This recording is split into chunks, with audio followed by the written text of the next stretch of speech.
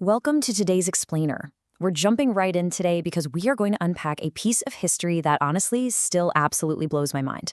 We're looking at the incredible, true story of a massive structure that didn't just physically divide a city, but literally split humanity down the middle for nearly 3 decades.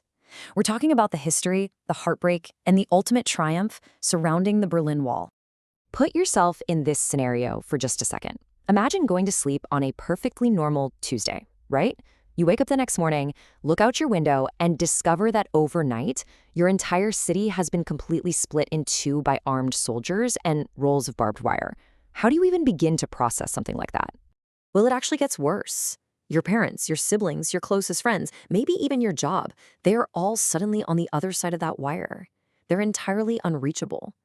And the craziest part, stepping off your own sidewalk to cross the street and see them could now literally cost you your life.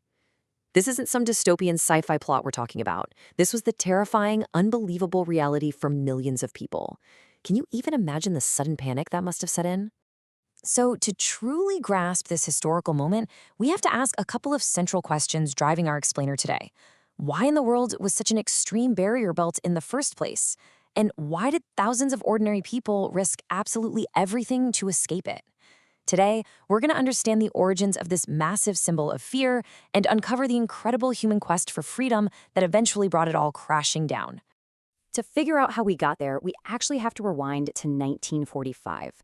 World War II has just ended, leaving Germany completely in ruins, with millions of people homeless. The victorious allies, so the US, Britain, France, and the Soviet Union, they divide up the defeated country and its capital, Berlin, into occupation zones. Now, this was supposed to be temporary, but the world was rapidly plunging into the Cold War. By 1949, Germany officially splits into two distinct nations, and that geopolitical tension, it just kept escalating and escalating until 1961, when the wall finally goes up. The core of the problem really comes down to a tale of two distinct societies. Over in the West, they embraced democracy and capitalism. Their economy was absolutely booming, and everyday citizens enjoyed a lot of increasing prosperity. But in the East, under Soviet communist influence, it was a completely different story. Citizens there faced severe daily shortages, suffocating government surveillance, and incredibly strict control over almost every single aspect of their lives. Because of those incredibly stark differences, people simply voted with their feet. Millions decided to flee East Germany, using the relatively open border in Berlin as their escape route to the West. And we aren't just talking about a handful of political dissidents making a statement here. We are talking about doctors, engineers, teachers, young workers. Entire ordinary families packed whatever little they could carry and completely abandoned their homes just for a chance at a better life. For East Germany, this mass exodus of its most crucial citizens was an absolute unmitigated disaster. The country was bleeding talent, and the government decided something drastic had to happen to stop it. Which brings us to the dark, early hours of August 13, 1961. The people of Berlin woke up to an unbelievable, completely chaotic sight. Under the cover of darkness, soldiers had entirely surrounded the city. Barbed wire was violently stretched right across residential streets. Crucial train lines were abruptly cut, and major roads were completely blocked off. Imagine the sheer panic.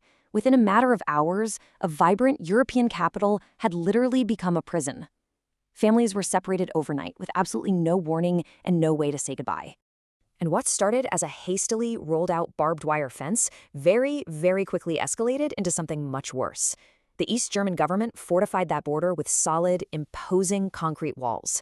They erected towering watchtowers, installed blinding floodlights, brought in vicious guard dogs, and stationed heavily armed soldiers all along the perimeter. But the most terrifying part of all this? Those soldiers were given strict, official orders to shoot and kill anyone attempting to cross into the West. Now, what's really interesting about this slide is just how far people will go for freedom. Human ingenuity is an incredible thing, especially when pushed to the absolute limit. We're not talking about highly trained spies here. These were normal, terrified families who flat out refused to be trapped. Despite the dogs and the very real threat of sniper fire, they never stopped trying to escape. People dug incredible claustrophobic tunnels straight beneath the wall. Families literally secretly stitched together a homemade hot air balloon in their living room and flew it over the border in the dead of night. Think about that. People squeezed themselves into impossibly tiny, airless compartments welded inside modified cars, literally holding their breath as guards inspected the vehicles. Some even zip-lined across rooftops in the dark. Every single one of these methods required an unbelievable amount of courage from everyday, ordinary people. But, we have to remember that for all those miraculous, daring escapes, there was a devastating human cost. Many succeeded, yes, but hundreds lost their lives trying to reach freedom. One of the absolute most heartbreaking stories is that of Peter Fechter. He was just 18 years old, practically still a kid, just looking for a way out. Peter was shot by guards while attempting to climb over the wall. And the truly heartbreaking part of his story? He didn't die instantly. He fell back onto the eastern side and lay bleeding beside the wall for nearly an hour. The Western guards couldn't cross over to reach him without starting a firefight, and the Eastern guards simply refused to help him. No one dared to rescue him. His agonizing death shocked the entire world, and it became this horrifying global symbol of the profound cruelty of a divided Germany. All right, let's zoom back out and fast forward to the 1980s. The geopolitical tides were finally beginning to turn. The Soviet Union itself was experiencing massive internal changes and worsening economic problems. Across Eastern Europe, citizens were just fed up. Communist governments were beginning to fracture as mass protests filled the streets. The East German government was rapidly losing control, and the people were united in demanding one simple, powerful thing: freedom. The breaking point arrived on November 9th, 1989, and it started with what is arguably history's most consequential mistake. Picture the scene. There's a live, heavily watched press conference. An East German official is desperately trying to calm the ongoing massive protest by announcing some new, but honestly incredibly minor, travel rules. So during this press conference, a journalist speaks up and asks a very practical question. When do these new rules begin? The official hesitates. He literally shuffles through his papers, clearly confused, and then he accidentally utters the legendary phrase, "As far as I know, immediately." It's wild to think about, right? That single word, immediately, instantly spread across television networks like wildfire. It changed the entire course of history in mere minutes. Hearing that word broadcast live, thousands upon thousands of East Berliners dropped absolutely everything and rushed directly toward those heavily fortified border crossings. The tension was unimaginable. The guards were completely overwhelmed, and because it was all just a giant miscommunication, they had received absolutely no official instructions from their superiors on what to do. Faced with massive, surging crowds of their own citizens, the guards had to make an impossible split-second decision.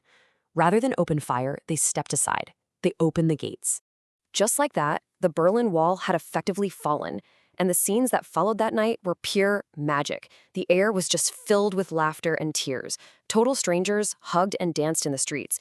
Families who had been separated by concrete and barbed wire for decades were finally impossibly reunited. People literally climbed on top of the wall, while others brought hammers and chisels from their own garages, chipping away at the concrete themselves.